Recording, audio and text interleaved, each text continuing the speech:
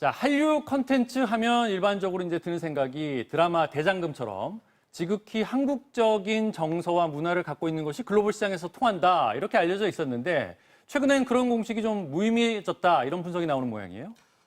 네, 맞습니다. 조금 전 소개한 웹툰은 상수리 나무 아래라는 제목의 순수 한국인 작가가 쓴 웹툰인데요. 예. 가상의 땅 외던 왕국이라는 곳에서 한 공작의 딸하고 천민 출신의 하급 기사의 선 결혼 후 로맨스를 그린 내용입니다. 네.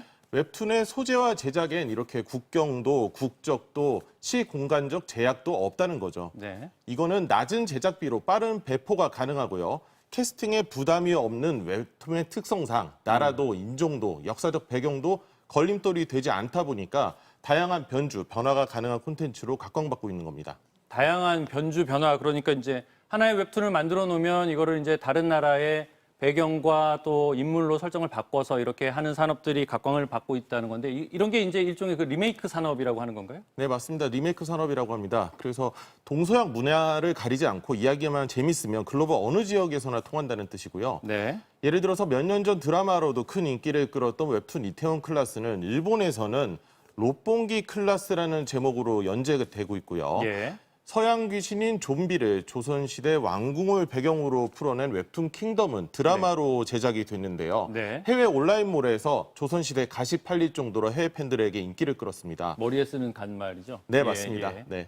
그리고 우주를 배경으로 한 웹툰 승리호도 넷플릭스에서 영화화돼 공개와 동시에 전 세계 1위를 차지하기도 했습니다. 그러니까 이제 그 해당 지역으로 바꿔서 여러 가지 형태로도 또 서비스가 가능하니까 이제 원소스 멀티유즈라고 하나요? 그 웹툰 하나로 드라마도 만들고 영화도 만들고 수출 활로가 넓다, 이런 의미로 해석되는 건가요? 네, 맞습니다. 웹툰이 다른 지역의 만화, 영화, 그리고 게임 등의 원작으로서의 가치, 오리지널 콘텐츠로서 주목받고 있는데 네. 최근에는요, 또 반대로 콘텐츠 변환의 수단으로서도 각광받기 시작했습니다. 반대면 드라마나 영화를 웹툰, 그러니까 만화로 바꾸는 그런 걸 얘기하는 건가요? 네, 맞습니다. 그 방금 말씀하신 게 기존의 인기 영화나 드라마를 웹툰으로 제작하는 건데요. 네. 이른바 웹툰아이즈라는 산업이 최근 주목받고 있습니다. 웹툰아이즈요? 네, 맞습니다. 네, 예를 들어서 과거 MBC에 지금 나오고 있는데요. 남양 특집 드라마 M을 현대화시킨 드라마로 다시 만들려고 하면 배우 출연료에 세트 제작비에 특수 효과에 엄청난 비용이 들겠죠. 네. 하지만 웹툰은 훨씬 적은 비용으로 제작에서 배포까지 가능하다는 장점이 있습니다. 예. 변형도 얼마든지 가능한데요. 대장금 같은 드라마, 지금 조선시대를 배경으로 하고 있지만 유럽의 왕국 이야기로 바꿀 수도 있는 겁니다. 예. 그러다 보니까 최근엔 관련 업계에서 이런 스토리 컨텐츠, 지적 재산권을 확보하기 위한 경쟁이 소리 없이 치열하게 진행 중입니다. 그러면 한국의 웹툰이 이제 글로벌 시장에서 경쟁력이 있는 걸로 평가받고 있는 건가요? 네, 그렇습니다. 기존의 종이 형태의 만화책 하면 떠오르는 게 망가라고 하죠. 예. 일단 일본을 떠오르게 되는데요. 서구 지역에서는 월트 디즈니나 마블 코믹스를 또 생각하게 되죠. 그런데 다행히 이 웹툰 시장에서는 우리나라 기업들의 위상이 더 높습니다. 네. 우리나라의 경우에 다음 웹툰이 2003년, 네이버 웹툰이 2004년 서비스를 시작했는데요. 네. 일본의 경우에는 대형 출판사인 코단샤가 2014년에야 인터넷 서비스를 시작했습니다. 한 10년 정도 차이가 나네요. 네, 맞습니다. 전 세계 만화 시장의 절반을 차지하는 일본에서 1위에서 3위까지 웹툰 플랫폼이 모두 카카오와 네이버 등 한국 기업의 계열사입니다. 근데 지금 얘기한 건 이제 그 점유율, 어떻게 접근을 하느냐의 얘기인 것 같고, 수익률, 돈은 어떻게 버는 건가요? 그 점도 K 웹툰 기업의 강점입니다. 수익화 모델이 안정돼 있다는 겁니다. 말씀하신 대로 국내 주요 웹툰은 기다리면 무료라는 독특한 과금 구조로 돼 있습니다. 네. 먼저 무료로 10회를 보여줍니다. 그리고 다음 회차인 11회를 보려면 하루를 기다리면 다음 날에는 또 무료로 볼 수 있는 그런 구조죠. 얘기를 들어보면 수익이 안 나는 구조인 것 같은데 아닌가요? 네, 그런데 뭐 한번 보게 되면은 앵커님께서도 아시지만은 사람 마음이 그렇지 않지 않습니까? 네. 네. 돈을 지급하고서라도 다음 화를 보게 되는데 그 금액이 200원, 300원 정도밖에 안 되는데요. 네. 공부업체 입장에서는 이런 회원이 뭐 100만 명, 1000만 명, 뭐 몇천만 명이 된다고 하면은 상당해질 수도 있는 겁니다. 그래서 실제로 네이버와 카카오 두 곳의 웹툰 거래액이 올해 2조 원 이상을 기대하고 있습니다. 해외에서도 이런 과금 체계가 그럼 그대로 적용이 되는 건가요? 네, 그렇습니다. 넷플릭스처럼 월 정액의 구독료를 받는 대신 수만 건의 웹툰을 제공하는 많다라는 서비스가 있는데요. 네. 서비스 시작 4달 만에 북미 만화의 분야에서 다운로드 1위를 기록하기도 했습니다. 네. 네. 자, 그러면 이제 한국의 K-웹툰, 한국의 디즈니가 탄생할 수도 있다. 이런 장밋빛 전망도 나오던데 어떻게 분석되고 있나요? 네, 한국콘텐츠진흥원에 따르면 전 세계 웹툰 시장 규모는 9조 원입니다. 예. 영화 시장이 50조 원, 게임 시장이 180조 원보다는 아직 좀 미미한 수준이라고 볼 수 있는데요. 예. 하지만 영화, 게임과 달리 콘텐츠와 플랫폼을 우리가 모두 갖고 있다는 점에서 성장 시너지는 가늠하기 어렵다는 전망이 나오고 있는 겁니다. 네. 최근에 네이버가 와패드라는 웹소설 플랫폼을 6,800억 원에, 카카오가 1조 원 이상을 들여 웹툰 플랫폼 타파스와 레디시를 인수한 점도 이런 성장 가능성을 내다본 과감한 투자로 분석되고 있습니다. 네. 자, 오늘은 세계 시장에서 더욱 주목받고 있는 한국의 웹툰, K-웹툰 시장의 현황과 전망 살펴봤습니다. 오늘 말씀 감사합니다. 한국의 웹툰과 웹소설이 세계를 강타하고 있습니다. 시장 규모는 얼마인지, 한국의 웹스토리 시장이 가지는 가능성은 무엇인지, 이희윤 네이버 웹툰 IP 사업팀장 나오셨습니다. 어서 오세요. 안녕하세요. 이게 요새 화제가 되고 있는 게 사업 규모가 어마어마하기 때문에 그런 것 같은데 어느 정도인가요, 세계적으로? 이 네. 시장이. 예. 현재 세계적으로 시장이 많이 성장을 하고 있고요.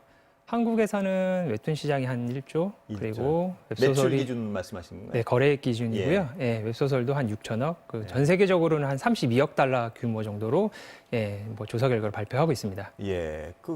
딱 듣기만 해도 굉장히 큰 규모 같은데요. 네. 특히 한국 그 웹툰이 세계적인 경쟁력을 가진 것 같은데 네네. 한국의 웹툰에 가진 강점이 뭔가요? 이 한국 문화의 어떤 강점을 가진 하나로서 또 번져나가는 것 같은데. 무엇보다는 재밌다라는 것이고요. 예. 그리고 아주 재밌는 이야기들이 웹툰 플랫폼 안에 많이 있고요. 사실 이런 재밌는 이야기들이 많이 있는 이유가 누구나 참여할 수 있는 플랫폼이기 때문에 아마 거기서 큰 경쟁력이 오지 않나 싶습니다. 외국은 안 그런가요, 그럼? 외국은 지금까지는 좀 달랐던 것 같아요. 예. 저희 같은 경우에는 뭐 도전 만화, 미국 같은 경우는 캔버스라는 프로그램을 운영을 하고 있는데요. 아마추어 작가 누구나 이 플랫폼에 컨텐츠를 올릴 수가 있습니다. 그러니까 열린 공간에서 경쟁을 해서 그 퀄리티가 높다 네, 이 말씀이신가요? 맞습니다. 예. 그러면 이게 웹 소설의 경우도 우리가 경쟁력이 있나요? 다른 나라 비해서 어떻습니까, 네. 보시기에? 현재 저희도 이제 해외로 진출을 하기 위해서 웹소설 해외 서비스를 준비를 하고 있고요. 예. SNS나 뭐 바이럴을 통해서 웹소설도 해외 독자들이 많이 접하고 있습니다. 예. 외국보다도 이 소설 분야도 우리가 더 경쟁력이 있다고 봐야 되나요? 웹툰 말고도? 아무래도 저희 같은 경우에는 웹에 포커싱이 되어 있다 보니까 그 컨텐츠를 만드는 창작자 입장에서도 형식에 구애받지 않고 다양한 스토리를 만들어내거든요. 예. 아마 외국 독자들이 그런 부분에 있어서 굉장히 매력을 느끼는 것 같습니다. 그러면 캐나다 어떤 업체, 세계 1위 웹소설 회사를 인수를 하신 걸로 알고 있는데 네, 이번에 맞습니다. 성장 가능성 때문에 그러신 거겠죠? 뭐 당연히. 물론이죠. 예. 웹소설 시장이 지금까지는 해외에서 웹툰 시장이 크게 각광을 받았었고 예. 그만큼 성장을 해왔었고요. 앞으로는 웹소설이 또 바통을 이어받아서 더 성장을 할 거라고 저는 생각을 하고 있습니다. 예. 이 웹소설의 어떤 주요 수요층, 구독층, 독자층은 좀 젊죠? 아무래도? 주로 그런 얘기들을 많이 하세요. 그러니까 예. 보통 10대나 20대들이 많이 보지 않냐. 예. 근데 이걸 좀 바꿔 저는 좀 말하고 싶은데요. 사실 과거에는 TV 드라마들을 30대, 40대들이 많이 본다고 했었잖아요. 예. 근데 사실 그 이유는 30대, 40대가 TV 앞에서 TV를 소비하는 시간이 많아서 그렇거든요. 예. 근데 지금은 10대와 20대들이 모바일 디바이스를 소비하는 시간이 가장 많아요.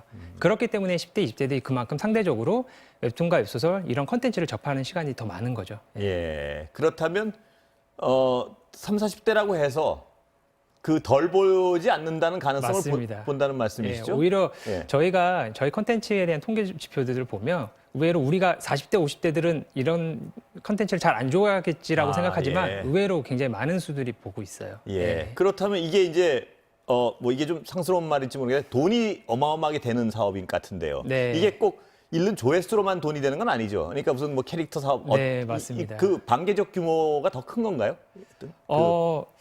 물론 아직까지는 유료 컨텐츠 수익이 훨씬 많은 예. 부분을 차지하고 있고요. 예. 근데 뭐 많이 보시겠지만 드라마나 영화로 많이 개발이 되고 있고 뭐 최근에는 뭐 생활용품 그리고 아마 마트에 가보시면 예. 그 맥주에도 저희 캐릭터가 입혀진 것들을 보실 수가 있으실 예. 거예요. 근데 그만큼 외부에서 벌어들인 수익들이 점차적으로 늘어나고 있죠. 그러니까 이 산업 자체로 어마어마한 의미를 가지고 있다는 건 분명한 사실인 것 같습니다. 네, 맞습니다. 그래서 그런지 요새 젊은 친구들 중에는 어떤 웹소설 쓰겠다, 웹툰 작가가 되겠다 이런 분들이 굉장히 많은데요. 네. 정보 좀 주시죠. 어떻게 하면 될 수 있는 건가요, 그분? 뭐 사실 저희가 예. 이렇게 하면 웹툰 작가가 된다, 이렇게 하면 웹소설 작가가 예. 된다라는 거를 딱 정해놓고 있지는 않아요. 예. 근데 일단 저희가 기본적으로는 앞서 말씀드렸던 것처럼 도전 만화 그리고 뭐 챌린지 리그, 그러니까 아마추어 작가들이 누구나 쓸 수 있는 공간을 열어놓거든요. 근데 이 공간 자체가 기존에 인기를 끌었던 우리가 흔히 말하는 인기 작가라고 하시는 분들이 예. 정말로 웹툰 작가, 웹소설 작가를 꿈꾸고 데뷔를 하신 분들도 계시지만 사실 다른 일을 하다가 데뷔를 하시는 분들도 예. 더러 계시거든요. 예. 그래서 제가 말씀드리고 싶은 거는 사실 누구나 사실 컨텐츠 창작자가 될 수 있다라는 말씀입니다. 예. 예. 그래서 누구나 스토리텔링을 할 수가 있고 누구나 공감 가는 소재가 있다라고 한다면 사실은 누구나 작가가 될 수 있는 것 같아요. 아마 여기 앉아 계시는 앵커님도 어떻게 보면 사실은 저 창작자라고 생각이 들어요. 예. 왜냐하면 그 사건이나 사고를 스토리텔링을 해주시는 거잖아요. 예. 그런 게 일종의 다 창작의 과정이라고 생각이 들어서 누구나 할 수 있습니다. 예. 예. 저희는 사건이나 사고를 창작하지는 않으니까. 아, 그렇죠. 예. 그런데 그분들이 그러니까 그 신인분들이 등용하는 그거랑 예를 들어 프로 작가도 여기 쓸 수가 있는 건가요? 그럼요. 네. 아, 프로 작가도 똑같이 그럼 경쟁을 하는 건가요? 열린 저희는 공간에서? 예, 똑같은 다 선상에 두고서 사실 예. 은 검토를 하고 있습니다. 아, 프로 작가들도요. 네네네. 그러면 그래도 회사 입장에서 보면 아, 이건 될 작품이다, 안 될 작품이다 좀 선구안이 다른 게 있을 거 네네. 아닙니까? 그 선구안으로 좀 될 작품들은 어떻게 발굴을 해서 어떻게 하세요? 뭐, 저희도 가장 기본적인 것에서부터 출발을 예. 해요. 그러니까 어떻게 보면 이 작품을 검토하는 담당자도 한 명의 독자거든요. 예. 그러니까 독자로서 내가 이 작품을 재미를 느꼈느냐, 혹은 정말 눈물을 흘릴 정도로 정말 감동적이었느냐, 예. 아니 정말 긴장감을 주었느냐. 사실 이런 것에서부터 시작을 하거든요. 예. 그리고 나서 내가 만약에 이 작품을 연재를 한다면 어떤 사업으로 또 연계할 수 있을 것인가를 또 추가적으로 더 검토를 하게 예. 되죠. 예. 그럼 그런 어떤 뛰어난 작품이 발견되면 그 작품들에서 마케팅이나 이런 데 좀 우대를 하시는 건가요? 예를 들어서 이 작품을 보시랄까 뭐 이런 어떤? 사실 우대를 한다라기보다는 저희가 이런 작품은 마케팅적으로 뭐 이런 부분을 더 긁어주면 더 퍼포먼스가 날 수 있겠다. 사실 이런 부분에서 사실은 마케팅을 지원을 하죠. 예. 왜냐하면 어떻게 보면 잘 되는 작품은 저희가 굳이 마케팅을 하지 않아도 예. 사람들이 알아서 다 찾아보시더라고요. 예. 일반인들이 궁금해하는 건 그 여기다 글을 써서 잘 되면은 얼마나 벌까 뭐 이런 건데 제가 너무 돈 네. 얘기 많아요. 어느 정도 버십니까 이 톱 작가들은 소설 웹툰. 예. 사실 이게 어느 정도 폭도 좀 있고 사실 이 가장 궁금해하시더라고요. 저도 이제 주변에서 사람들을 만나면 예. 그렇죠. 도대체 웹툰 작가가 얼마나 벌길래 요새 이렇게 웹툰 하냐 그렇게 하시는데 저희가 이렇게 보통 이제 대회에 이제 발표한 자료에 의하면 저희가 보통 저희 연재 작가들이 평균 한 3억 정도 연애, 한 3억 정도의 그 정도면 그 탑 클래스에 드는 분들이 3억 정도. 아니, 전체 연재 작가의 아, 평균이 예. 예.